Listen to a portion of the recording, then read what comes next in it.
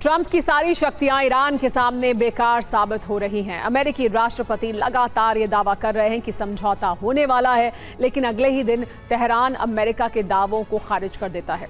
Iran की जिद ने ट्रंप को एक बार फिर सिचुएशन रूम में भेज दिया। अब दावा किया जा रहा है कि ट्रंप की बैठक के बाद एक बार फिर ईरान की घेराबंदी शुरू हो चुकी है। उधर ईरान ने भी ये ऐलान कर दिया है कि वो हॉर्मुज से अमेरिकी नाकाबंदी को खत्म कर देगा। यमन से भी अमेरिका के खिलाफ बड़ा एक्शन हुआ है। इससे जुड़ी बड़ी खबर यह है कि हॉर्मुज पर अमेरिका और ईरान के बीच टकराव बढ़ गया है। ईरान ने अमेरिकी नाकाबंदी तोड़ने का ऐलान किया है। ईरानी सेना के पूर्व कमांडर मोहसिन रजाई ने इसकी चेतावनी दी है। अमेरिका को नाकाबंदी खोलने को हम मजबूर करेंगे कहा है। तो क्या तनातनी इस हद तक बढ़ेगी कि फिर युद्ध शुरू हो जाएगा, क्योंकि एक दूसरे पर हमले किए जा रहे हैं। लगातार हॉर्मुज में जो तनाव है वो बना हुआ है। अब ईरान की तरफ से एक बड़ी चेतावनी दे दी गई है। ऐलान विध्वंस, हॉर्मुज स्ट्रेट में क्या होगी नई जंग। तेहरान की चेतावनी क्या है जानिए। हॉर्मुज स्ट्रेट से अमेरिका को हम हटाएंगे, अमेरिकी नाकाबंदी को तोड़कर ही रहेंगे। पहले बातचीत से नाकाबंदी खुलवाएंगे, अमेरिका नहीं माना तो फिर हमला भी किया जाएगा।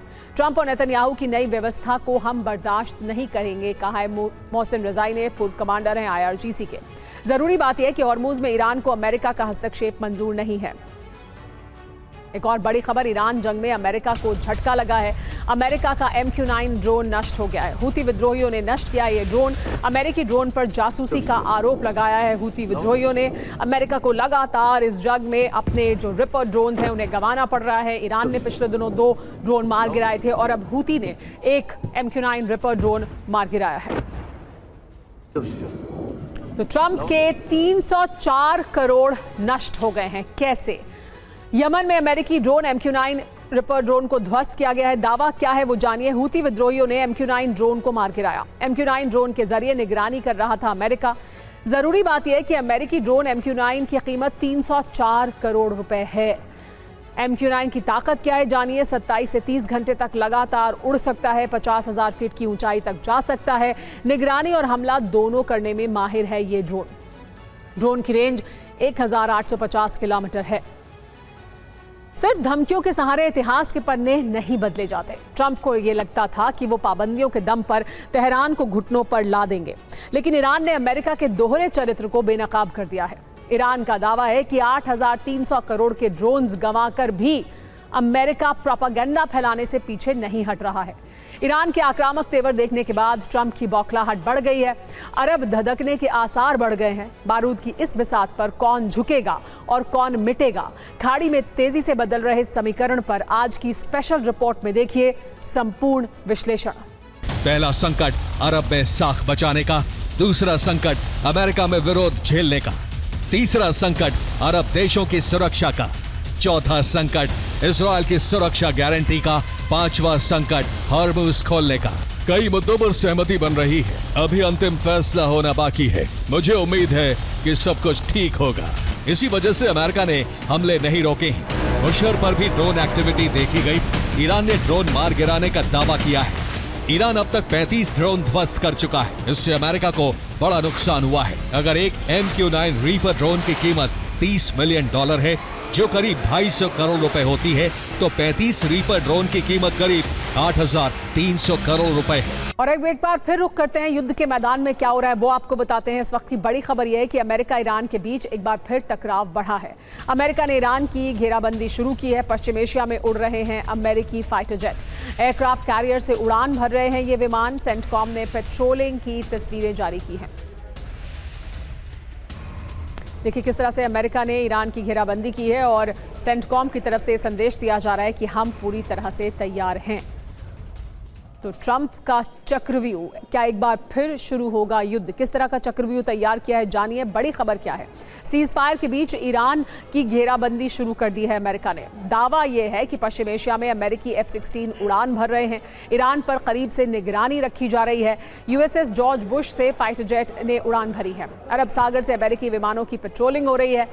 अमेरिका की रणनीति क्या है समझिए। समझौते के लिए ईरान पर दबाव डालने की कोशिश है। डील न होने पर नए सिरे से हमलों की तैयारी भी है।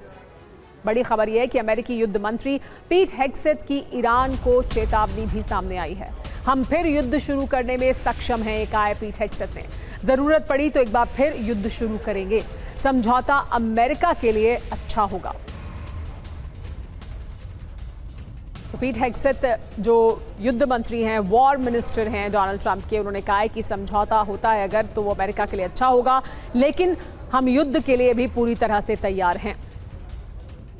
तो अमेरिका से यलगार, क्या एक बार फिर युद्ध के लिए वो तैयार है और इस वजह से इस तरह से यलगार कर रहा है। ईरान को चेतावनी दी है, कहा है कि जरूरत पड़ी तो एक बार फिर हम युद्ध शुरू करेंगे। पीट हेगसेथ ने ये कहा है।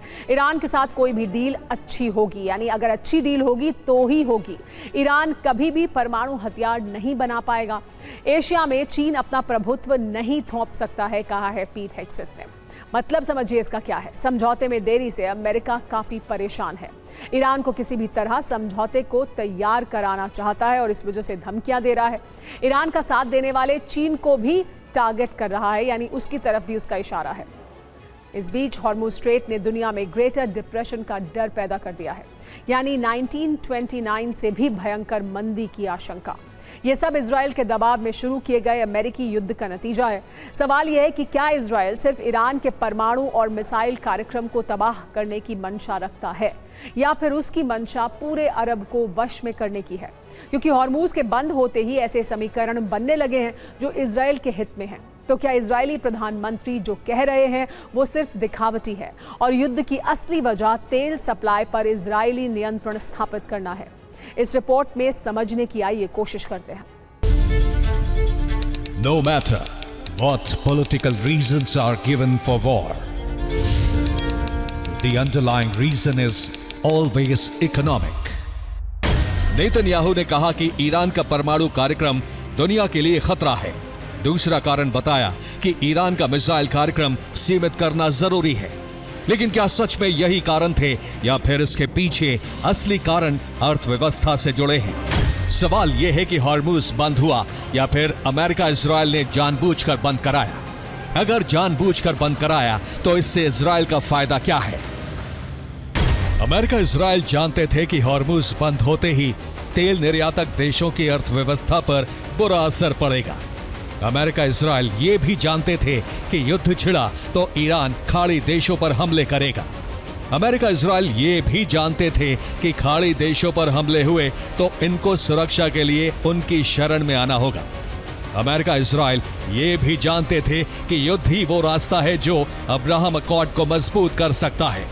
अमेरिका इजराइल ये भी जानते थे कि ईरान पर हमले हुए तो इजराइल के हित का सबसे बड़ा द्वार खुल जाएगा।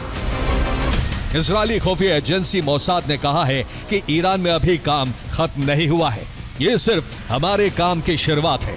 की बड़ी खबर, ईरान से डील पर अमेरिकी मीडिया का दावा। संवर्धित यूरेनियम सौंपने पर ईरान सहमत है। ईरान ने अमेरिका को मौखिक आश्वासन दिया है। संवर्धित यूरेनियम के मुद्दे पर अमेरिकी मीडिया यह दावा कर रहा है कि ईरान इसके लिए तैयार हो गया है।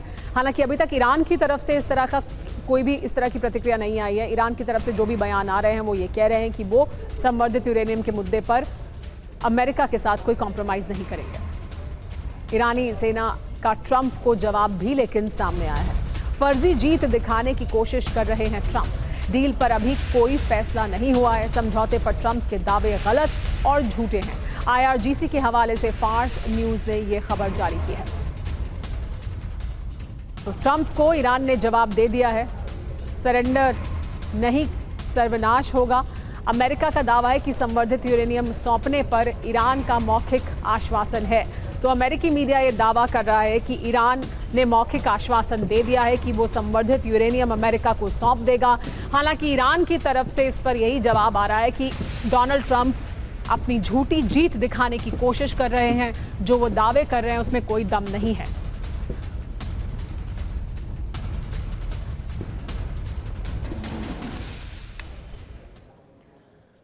ट्रंप को ईरान ने जवाब दिया है, सरेंडर नहीं सर्वनाश होगा। अमेरिका का दावा क्या है जानिए। संवर्धित यूरेनियम सौंपने पर ईरान का मौखिक आश्वासन है और ये एक्सियोस के हवाले से खबर सामने आई है। IRGC का जवाब क्या है वो भी जानिए। समझौते वाली बात आधा सच और आधा झूठ है। दावे के पीछे फर्जी जीत दिखाने की कोशिश है। ये फार्स न्यूज के हवाले से खबर सामने आई।